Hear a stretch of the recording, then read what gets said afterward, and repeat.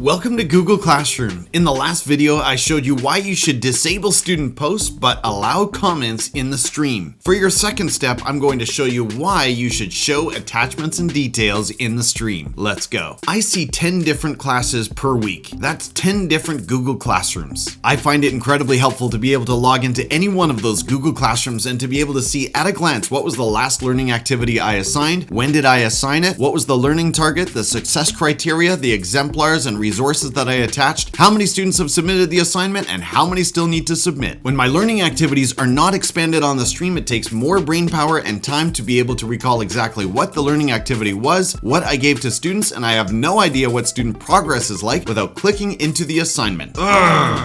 Now, I know there are some who would prefer no classwork or no learning activities on the stream at all. They'd prefer to keep them all on the classwork tab, but to me that just does not make sense. The classwork tab is not arranged chronologically, so I cannot see at a glance which learning activities were last assigned to my students. And just like the stream tab when it's set to condensed notifications, the classwork tab shows me nothing about the details of the learning activities or anything about student progress until I click into it. That's too inefficient for my liking.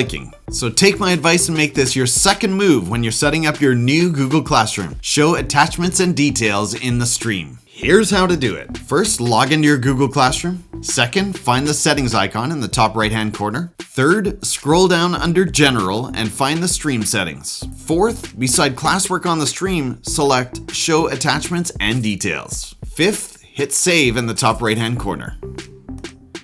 That's it, teachers, you're finished. Now, as soon as you log into your Google Classroom, you're going to see all of the information that you need to recall about the last learning activity that you assigned, including learning target, success criteria, resources, exemplars, and student progress. How many have submitted? How many still need to submit? All of it at a glance because you show attachments and details in your stream. Thank you for watching this video, teachers. Good luck as you continue to get set up with Google Classroom, and I'll see you in the next video.